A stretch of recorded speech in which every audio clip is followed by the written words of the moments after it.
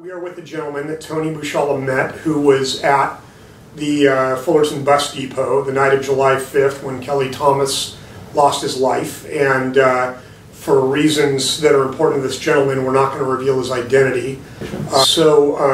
What were you doing at the first moment that you noticed anything unusual going on? Well, actually, I saw Kelly. He even said hi to me. He walked by.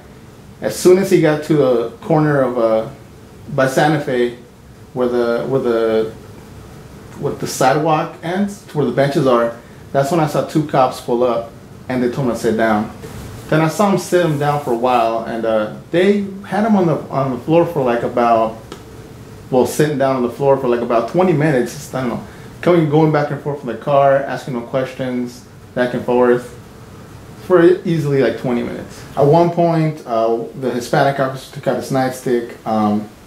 He had his nightstick, wasn't doing anything with it, but he had it out. After they questioned him, to me it seemed like they told him he was gonna get arrested. That's when I saw Kelly get up. He starts running. When they try to get him, it looked like Kelly tried to get away, so he swings his hand like this. When he does that, the cop dodges it, grabs him by the neck in a headlock, and they can't bring him down. It's obvious they can't bring him down. So then he starts punching him in the ribs over and over for a while.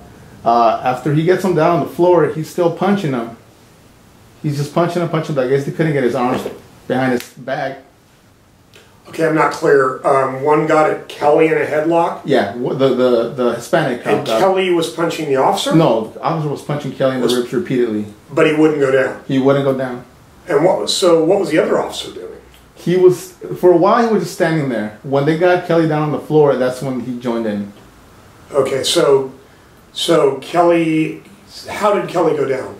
They finally brought him down, I'm guessing with the blows. On his back? On his back. No, they got him face first on the floor. And when they first got him down, the officer that had him around the neck, he did not let go. So he still had him around the neck? Yeah.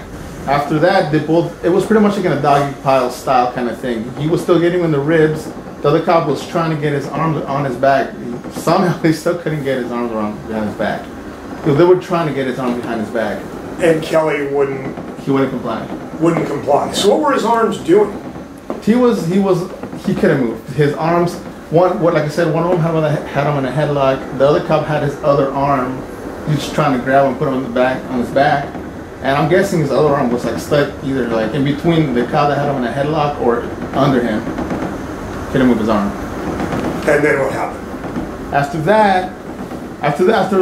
they were still punching him for a while.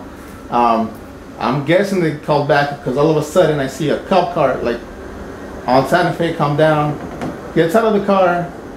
After that, one coming down from Harbor, from the entrance from Harbor, he comes back in, or he comes back. So there's two coppers at the time. Both of them come down with taser guns. They don't taser him yet. I think after two more cops show up, well, there's 4 cops at the scene. I hear a taser go down. That's when Kelly wasn't screaming yet. They taser him. After that, you hear another one. That's when he's already yelling. And I didn't hear him say dad for a while. He was saying sorry. By the 3rd or 4th taser, that's when he was screaming for his dad. After that, it was just a circus. I had to run to catch my bus because the buses could not get through. So I started walking more towards the cafe. That's where the bus was actually stopped.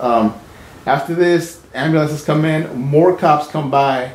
And seriously, to me, it looked like there was at least like 5 cops on the guy, like dogpiling Kelly. Not beating him, but pretty much, it looked, easily could have been suffocating the guy. They were all on top of him. And what was Kelly saying at this point? At this point, he wasn't saying anything. The last thing I saw before we left was when they took him, they put him on the, what is that? They put him on the gurney? ambulance, on the gurney, exactly. Like an ambulance gurney? Yeah. I actually texted my girlfriend when they first had Kelly, and I replied with an LOL. After seeing them repeatedly beating him, I just kind of felt bad even writing that. Did you think, from the time you walked away, did you feel like Kelly was physically in serious trouble? Oh yeah. The tasers were run one after the other. Taser, taser, taser. And in between, Kelly yelling. First he said sorry, then he calls for his dad. That's the last I heard of Kelly. And then no more sound? No more sound.